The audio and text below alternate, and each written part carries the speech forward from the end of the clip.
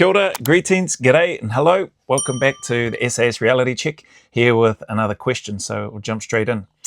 Hi Joe, I have several more months before my selection and the gravity of this is starting to hit my home life. My family has been incredibly supportive, it's cool, but I can feel the tension as I withdraw, focusing on my personal prep. That's understandable too, yep, I get that. I'm worried about the toll this is taking on them now and what the aftermath looks like if I'm successful or if I'm not. How did you balance the selfishness required for selection with being present for your partner / kids? I understand you're probably spammed with heaps of questions, so if you get a chance to respond to this one, I would be very grateful. Thanks, mate. And then they sign off. Okay. Family supportive, awesome. Tension as you withdraw, focusing on your personal prep, that's understandable. You do need to give yourself the time and the space to prepare for something like selection. So I get that. You're worried about the toll it's taking on them now and what the aftermath looks like if you're successful or not. So I assume you're talking about if you make it in through cycle, become badge, and then you're serving as an operator in the unit. How did you balance the selfishness required for selection with being present for your partner / kids? What a great question. I didn't balance the selfishness.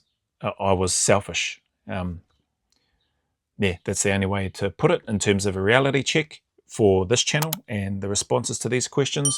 I was 100% selfish with regards to my preparation for selection. I didn't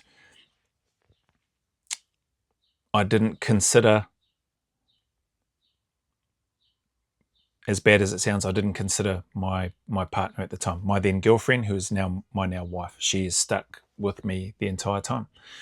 So I didn't worry about her when I was preparing for selection in New Zealand. And when I threw my toys out of the cot after what happened at the end of cycle in NZ, and I chose to go to Australia, I wasn't worrying about her either. Like I was worrying about her, but I wasn't worrying about her, if that makes sense, in terms of my career and where I wanted to go and what I wanted to do with my life in terms of serving in the military and in particular in the SAS. I wasn't worrying about where my wife was living. I wasn't worried about whether she liked my choice of the job or not. I wasn't worrying about her from that perspective, but from did I love her and all that sort of thing. And then when we eventually started having children, yeah, 100% loved her, thought about her, cared about her. But at that time, as bad as it sounds, I wasn't loving or caring about her the way that I should have as a partner, as eventually her husband, and then as a father as well to our children. So I remained selfish until I got to where I wanted to be. And even then, by and large, to a large degree, I was still pretty selfish whilst I was in. And my wife has spoken a little bit about that when my brother-in-law was interviewing her. I've mentioned this aspect a number of times, whereby she'd mentioned that I would be home, but I still wasn't home.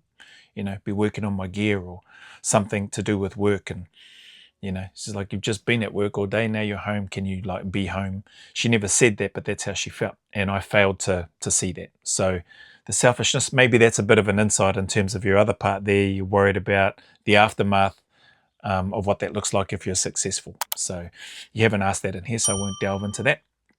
How did you balance the selfishness? Short answer, I didn't balance it.